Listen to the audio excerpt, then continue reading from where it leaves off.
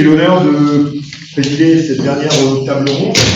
Je voudrais aussi remercier les organisateurs de ce colloque, donc Baptiste, Antonio et Vincent pour avoir invité, pour avoir organisé ce colloque. Je voudrais aussi remercier Sacha et Aurélie pour l'organisation toujours parfaite de ce genre d'événement. Et immédiatement, donc, passer la parole à l'avant-dernier intervenant. Alors, l'avant-dernier intervenant, Claude-Olivier Doron, maître de conférence à l'Université de Paris en histoire et en philosophie. Avant que ce soit en philosophie, en histoire. Histoire et philosophie dans cet ordre-là, très bien.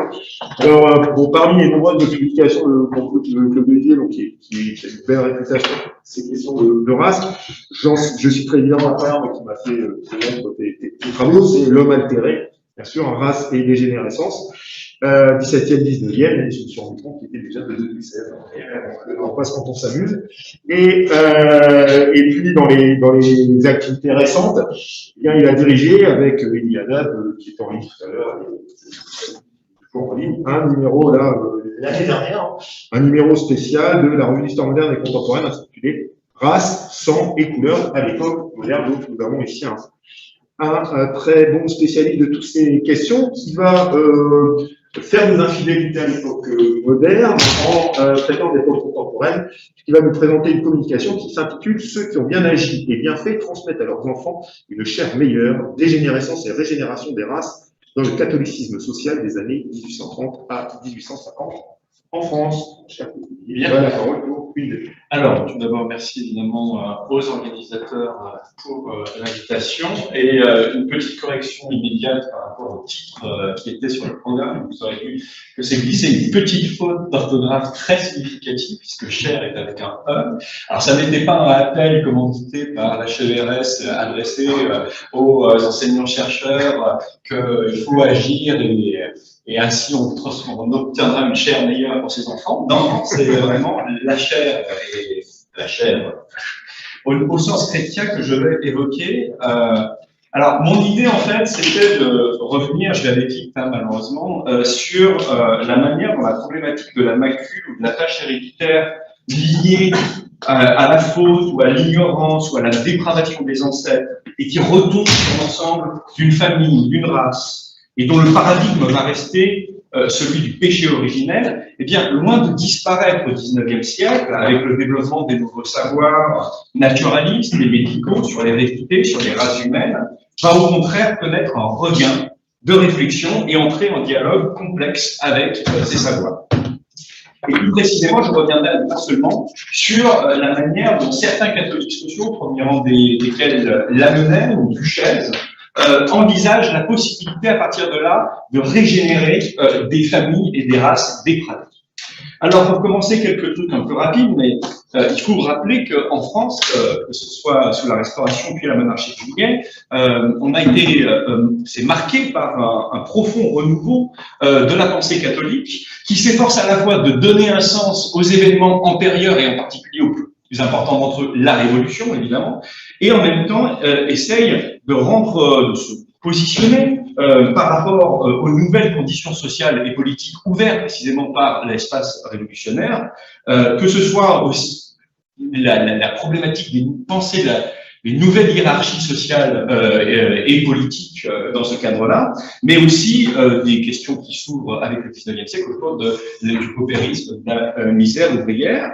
Et ces discussions, elles se font en dialogue, souvent ambigu, avec le rationalisme et le naturalisme. Alors, je voulais souligner ce point parce que il y a une tendance dans l'historiographie à parfois traiter les choses de manière séparée, en silo. Par exemple, le grand travail The Cultural History of Heredity par Reinberger et Müller-Wiebe, qui est un livre très intéressant, ne s'intéresse absolument pas à l'importance des réflexions sur le péché originel au XIXe siècle, en lien avec la problématique des maladies héréditaires, alors qu'on va le voir, c'est quelque chose de très important pour comprendre un certain nombre de choses et d'horizons d'attente des contemporains, comme j'essaierai de le montrer un peu. Alors, précisément, parmi les questions qui sont ressaisies dans le cadre de ce renouveau de la pensée catholique, eh bien, il y en a une qui est centrale pour le dogme chrétien à l'époque, et qui est celle du péché originel, de sa transmission à l'ensemble de la race d'Adam, comme on dit, et qui pose secondairement, et à l'époque c'est souvent confondu par tout un ensemble d'auteurs, la question de la transmission des fautes actuelles des ancêtres aux générations suivantes,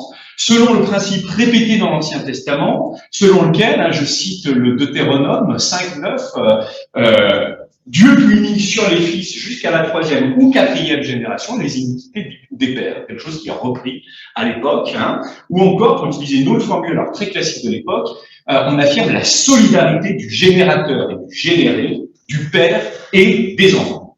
Alors évidemment, ce type de position entre en tension très forte avec un ensemble des principes fondamentaux qui organisent la société après la Révolution, comme le note par exemple Patrice Larocque dans son examen critique des dogmes de la religion chrétienne en 1860, je cite, cette justice du Dieu de la Bible ne renverse-t-elle pas toutes les idées de liberté humaine, de responsabilité morale, de mérite et de démérite? Pour lui, le dogme du péché originel choque, je cite, ouvertement toutes les idées de moralité et de justice et il n'est pas susceptible d'être amendé. D'accord ? Lamennais dit à peu près la même chose. Alors en fait, on peut distinguer à ce sujet plusieurs positions. La très connue, mais très importante pour l'époque, position incarnée par Joseph de Maistre, qu'on va retrouver dans une multiplicité d'autres textes ensuite. Cette position consiste à accepter et à pousser jusqu'au bout les conséquences du principe de transmission du péché originel et plus généralement la solidarité du générateur et du généré. Alors je rappelle sa position de manière schématique. De Maistre d'abord réaffirme nettement le dogme de la déchéance de l'homme. On verra que par exemple pour Duchesne ou pour Lamennais, on met plutôt l'accent sur la dimension du progrès. Bon, pour de Maistre, il n'y a pas de doute, l'humanité primitive était plus parfaite et elle a déchu de son état de perfection et les sauvages dégradés en sont une belle illustration puisque ce sont les reliquats dégénérés d'anciennes civilisations. Deuxième point, et c'est plus important encore, cette déchéance est liée à l'expiation d'un crime primitif qui retombe sur l'ensemble de la race. C'est à la fois le mystère et le scandale, en un certain sens, du péché originel, cette idée que la faute accomplie par l'ascendant retombe sur l'ensemble de sa descendance.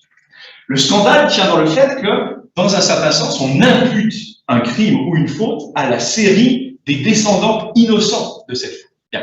Alors ça, c'est un grand problème théologique sur lequel je ne vais pas revenir, problème théologique et juridique. Quelqu'un comme Lamennais, par exemple, considère que ça n'est pas possible. L'imputation du péché n'est pas possible. Bon. Mais de Maistre a une autre stratégie. Ce qui l'intéresse, lui, c'est d'établir sa plausibilité, plutôt que de chercher à réfléchir sur les questions juridiques et théologiques. Établir sa plausibilité, et donc, habilement, il glisse vers le constat que la prétendue injustice qu'on dénonce, selon laquelle les enfants innocents payent pour les fautes des ancêtres, eh bien, en vérité, c'est une loi universelle qui traverse la nature et qui traverse l'histoire. Alors, j'utilise cette citation de Victor de Chalembert en 1850 dans le journal catholique libéral Le Correspondant, qui résume très bien ça. C'est un fait général, universel, dont nous sommes tous les jours les témoins, les complices ou les victimes. N'est-ce pas une loi universelle dans l'ordre moral comme dans l'ordre physique, que la transmission héréditaire du bien et du mal, les maladies, que sont-elles, pour la plupart, sinon le produit d'un vice originel déposé dans le sang par un père coupable? Il n'y a que la plus étrange irréflexion qui puisse ne pas voir que la transmission originelle n'est pas plus inexplicable que celle de tous les autres péchés originels de second ordre dont nous constatons tous les jours les effets. Alors là, c'est extrêmement net, et Chalembert résume bien le rôle central que vont jouer les maladies héréditaires chez un grand nombre de catholiques de cette époque. Premièrement, première chose, elles viennent fournir un argument naturaliste, rationnel, pour penser par analogie le mystère de la transmission du péché originel. Je vous avais mis des citations, mais on va sauter dessus parce que sinon on n'aura pas. Deuxième point, donc j'insiste, premièrement, c'est vraiment mobiliser les savoirs sur l'hérédité et les maladies héréditaires comme un moyen, un argument naturaliste pour fonder la transmission des péchés. Bon. Deuxièmement, il faut aller plus loin que ça. Souvent, ça va beaucoup plus loin que cette simple analogie, et ça, je vais m'y arrêter très longuement ensuite. Les maladies héréditaires sont pensées comme la marque héréditaire, physique et transmissible d'une faute morale. Et elles mettent en jeu toute une théorie complexe des rapports entre le physique et le moral, qui renverse en un certain sens le naturalisme. Je vais y revenir parce qu'elle est partagée par un très grand nombre d'auteurs de cette époque-là. Je fais juste une citation, parce qu'elle est vraiment parlante, hein. C'est le polygraphe royaliste Charles de Bussy. Hein. Je cite, « Le péché n'altère pas seulement l'âme, mais le corps. Ces deux complices portent l'un et l'autre le sceau de leur mutuelle honte comme le gamérien sa chaîne.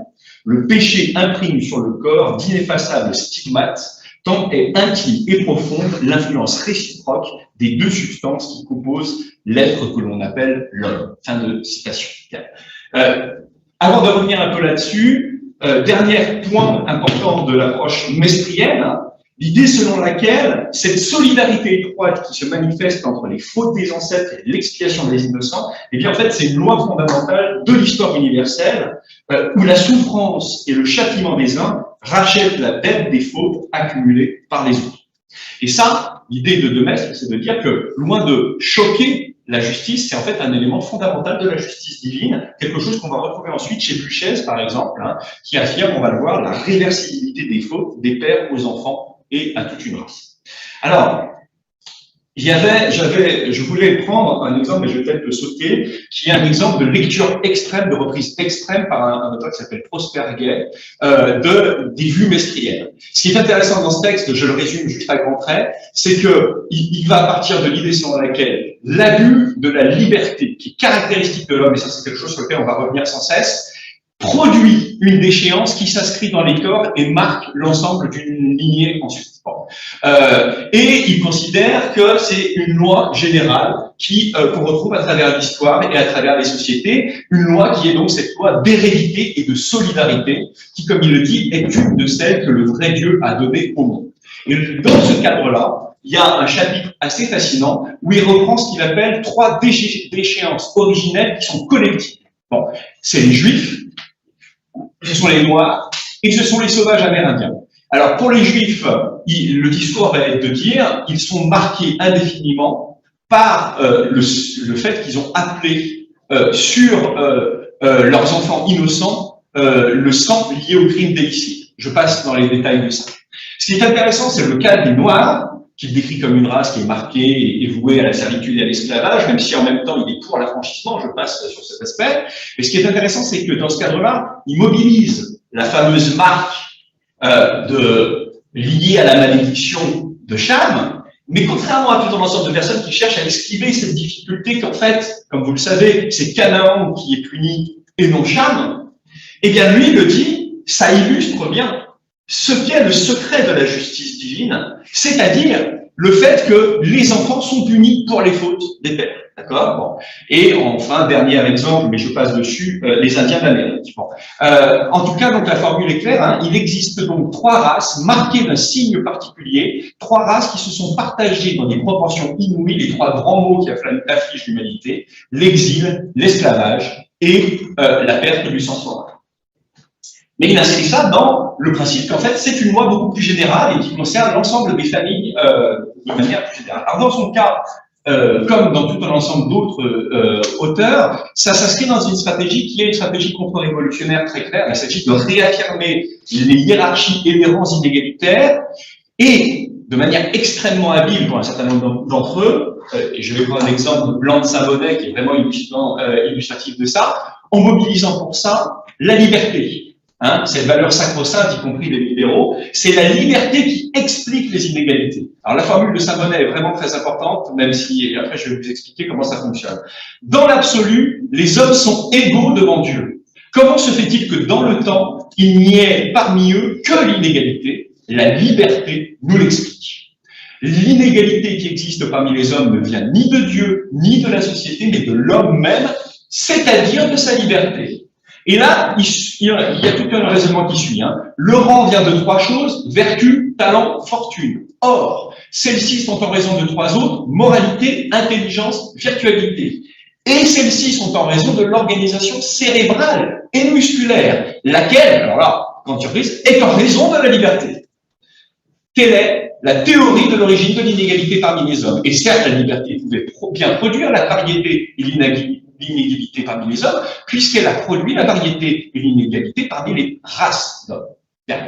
Alors là, il va falloir essayer de comprendre comment on peut en arriver à dire que l'organisation cérébrale et musculaire est raison de la liberté. C'est très important pour comprendre un certain nombre de positions de l'époque.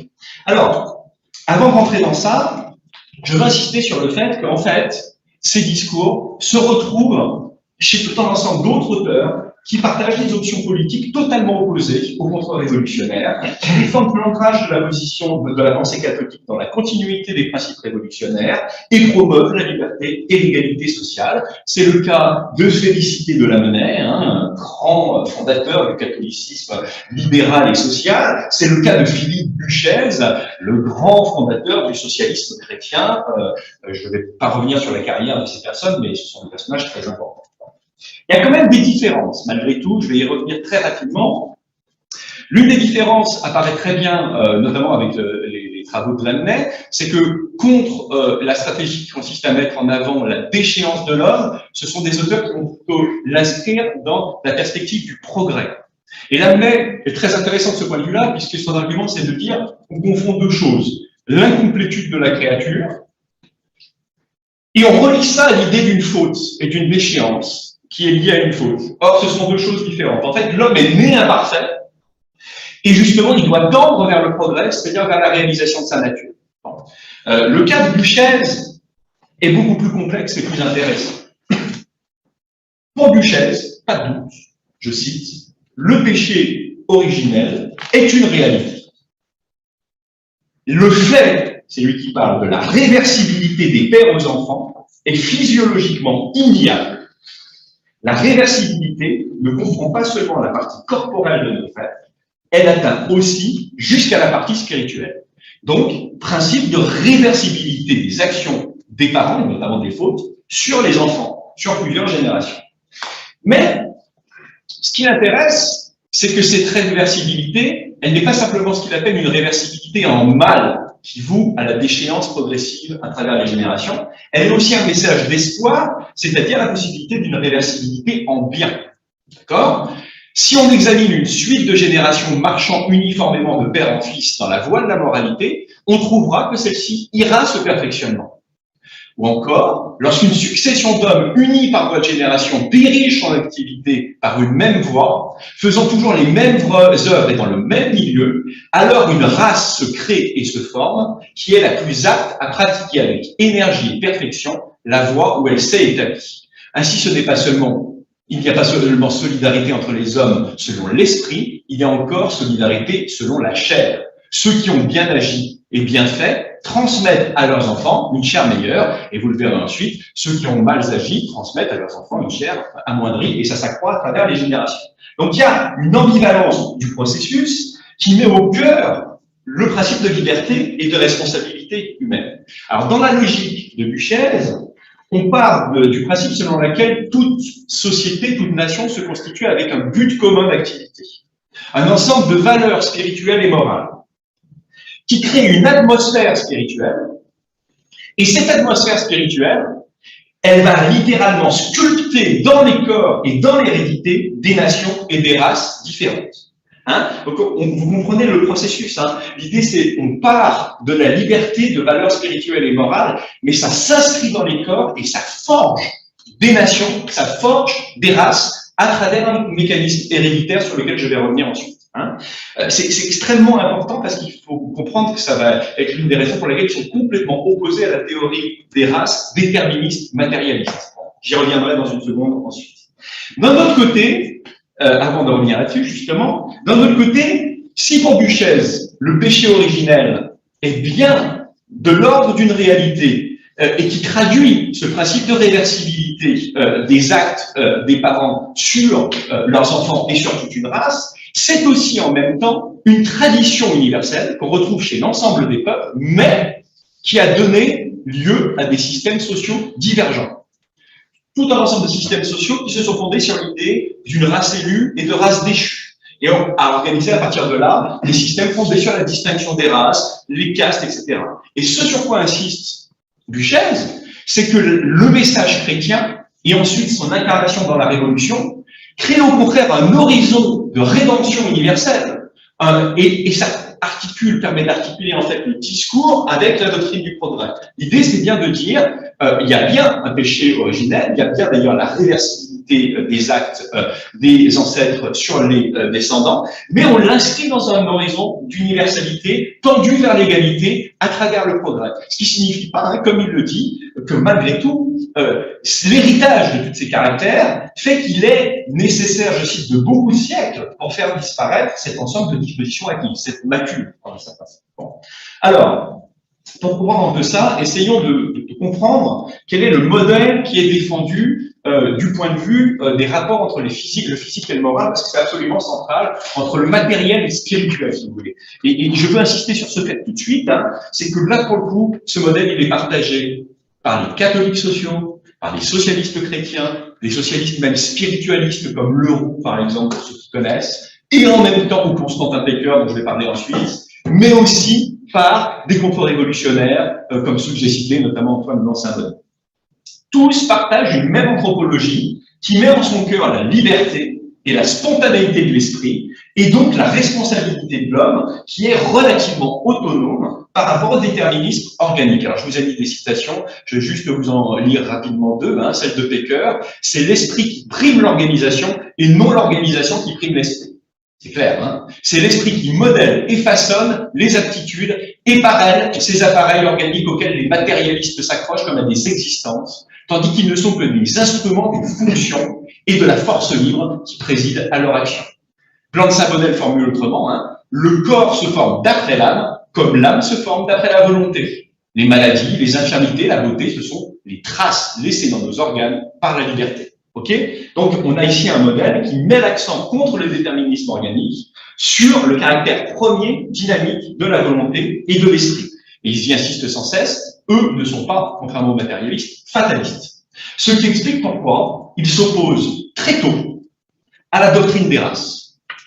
Ils s'opposent très tôt à la doctrine des races. Alors, je ne vais pas revenir dessus, ça pourrait faire l'objet d'une question, mais ce sont des auteurs qui vont être tous ceux qui vont s'opposer à la doctrine déterministe des races, celle qui part de l'idée sur laquelle il y a des races inégales physiologiquement, et ces inégalités physiologiques déterminent des capacités intellectuelles et morales, ce qui détermine ensuite le destin des sociétés. De leur point de vue, ça ne fonctionne pas comme ça. Mais attention, c'est pas pour ça que d'un autre côté, ils n'adoptent pas une position particulière sur la formation des races, et ils ne sont pas même prêts à admettre l'idée d'inégalité organique héréditaire qui retentit sur les capacités intellectuelles et morales. Il faut ici faire très attention et ne pas se faire prendre dans une confusion de ce point de vue-là. Alors, Lamennais le formule très très bien, donc je vous montre cette citation. Lamennais distingue les matérialistes qui voient dans l'organisme la cause efficiente des phénomènes intellectuels et moraux, et des gens qui, comme lui, reconnaissent plutôt que l'organisme est une condition.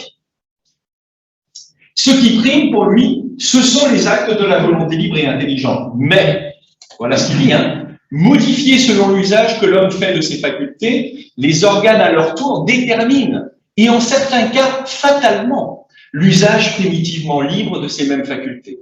C'est ainsi que de proche en proche, en déclinant toujours, quelqu'un qui abuse de sa liberté, l'affaiblit graduellement, et passe sous l'empire de la nécessité. L'ordre moral ne saurait être troublé sans que la faute n'engendre sa punition, et cette double perturbation intellectuelle et morale a pour effet inévitable une perturbation organique, laquelle à son tour va venir limiter la liberté.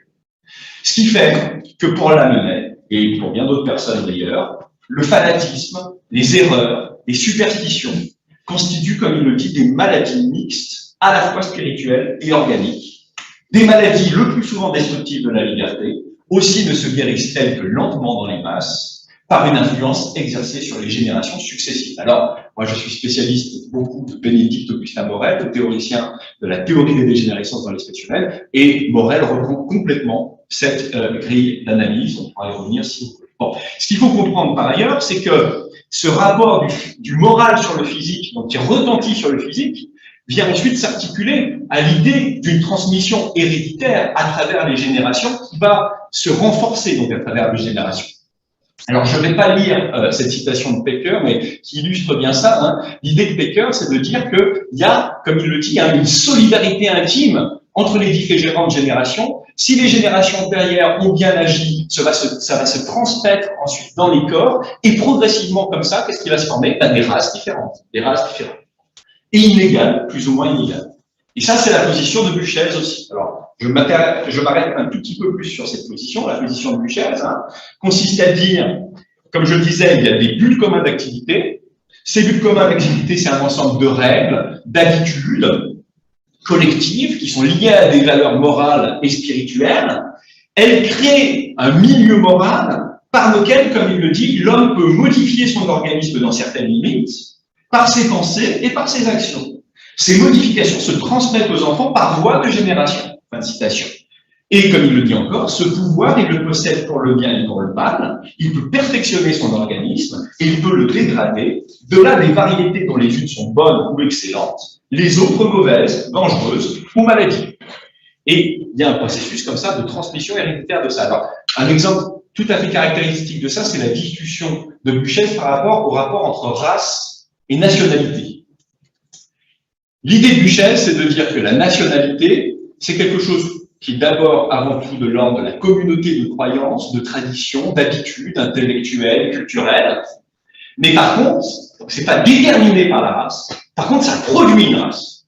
Toute nationalité, au bout d'un certain nombre de générations, produit une race. La race n'est pas au départ, elle est le résultat de la nationalité. D'accord? Ça, c'est très, très important pour comprendre un certain nombre de raisonnements républicains, presque jusqu'à aujourd'hui, dans un certain sens. Mais je ne vais pas rentrer dans cette question-là. Il y a évidemment la question de qu'est-ce qu'il en est de ceux qui adoptent des positions séparatistes, communautaristes, évidemment. Est-ce qu'ils ne font pas sécession par rapport à la nation? Est-ce qu'ils ne produisent pas des races différentes? Est-ce que par hasard, les classes dangereuses de la société, par exemple, ne pourraient pas être dans cette situation-là? Et donc, l'impératif, à partir de ce moment-là, d'engager une croisade morale et physique, d'ailleurs, pour les régénérer. Alors, comme je le disais, du point de vue du chef, tout dépend des buts communs d'activité et de leur qualité. Or, comme il le note, toute doctrine n'est pas propre à servir de but d'activité à l'humanité. Okay, la seule qui est véritablement adéquate pour lui, c'est le christianisme tel que lui l'entend, c'est-à-dire catholique et socialiste. D'accord? Mais par contre, il établit des hiérarchies en termes de problèmes que posent les buts communs d'activité. Comme il le dit, il y a divers degrés d'obéissance et divers degrés de désobéissance à l'égard des lois fondamentales de l'humanité. Or, le degré de la désobéissance ou de l'hérésie détermine le degré de la réversibilité en mal. Et donc là, on a une gradation élaborée par Buchholz depuis ce qu'il appelle des races maladives produites par l'extrême degré comme il dit, la réversibilité poussée à l'excès dans la voie du mal. Pour Buchholz, ce sont les papous, par exemple, race maladive, ce point de vue-là. Pour Bénédicte Augustin Morel, ce sont les classes dangereuses des grandes villes, par exemple, qui présentent ce problème-là. Bon. Jusqu'à des degrés plus légers, comme par exemple les effets du protestantisme. Je ne vais pas revenir dessus, mais il y a toute une discussion sur la question du protestantisme. Et au milieu, on a par exemple, je cite, la dépravation remarquable de l'intelligence et de la force physique causée par la croyance erronée qu'est le mahométisme, qui, selon Buchholz, qui nous rassure, il suffira de quelques siècles pour que la race musulmane disparaisse complètement de la surface du globe. Et l'autre dimension importante, c'est le nombre de générations sur lequel s'est exercé ce but d'activité plus ou moins problématique, parce qu'évidemment, ça produit des effets dans les corps qui sont plus ou moins résistants. Alors, je finirai par ça, justement, comment sont envisagés à partir de là, par ces auteurs, l'effacement, en fait, de ces macules héréditaires. On peut distinguer trois éléments. Le premier, c'est tout simplement une mission évangélique. Ce sont des gens qui vont défendre l'expansion missionnaire catholique, strictement catholique, à destination des races déchues dans le monde, mais aussi, et j'y insiste, des classes populaires. Je crois qu'il faut vraiment le marteler, il n'y a pas de distinction entre les deux, du point de vue de la plupart des auteurs. Deuxièmement, une éducation morale, à destination d'ailleurs des classes populaires beaucoup, et une hygiène physique et morale au plus profond du corps social. Alors je ne vais pas revenir dessus, mais ça il faut vraiment y insister, à partir des travaux de Buchez et de tout un ensemble de catholiques sociaux, se développe tout un courant médical, aliéniste en particulier, psychiatrique, qui va investir le corps social, et dont Bénédicte Augustin Morel est le parfait exemple, et qui va s'efforcer de lutter contre des lésions du corps social, entendu dans un sens très large, c'est-à-dire tous les obstacles à la réalisation du progrès de l'homme, physique, moral et intellectuel.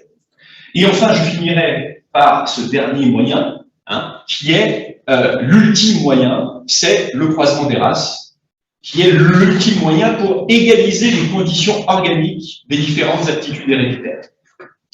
L'idée, c'est quoi? C'est de dire que pour que l'égalité soit pleinement réalisée, il faut corriger les inégalités organiques qui, de facto, constituent des conditions d'exercice de la liberté.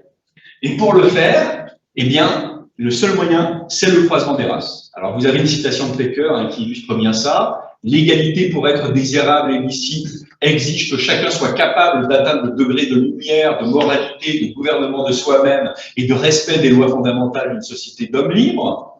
Seulement, il y en a un certain nombre, et notamment un certain nombre de races qui, à cause de l'évolution que je vous ai décrite, ont des dispositions organiques relativement inégales. Alors, comment faire? Eh bien, je cite, pour que la distance effective soit moins grande entre des races physiologiquement inférieures à un moment donné, il faut que les alliances, les croisements, rapprochent les intervalles que la nature, l'organisation primitive ou de fait actuelle, semble avoir mis entre elles.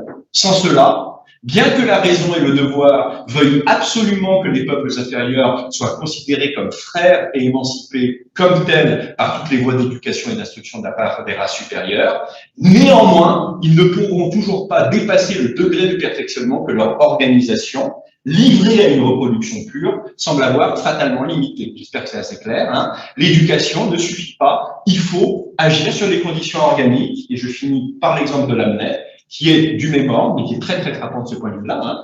L'idée de Lamennais, c'est de dire qu'il y a un parallélisme entre les progrès intellectuels et moraux et l'organisation physique.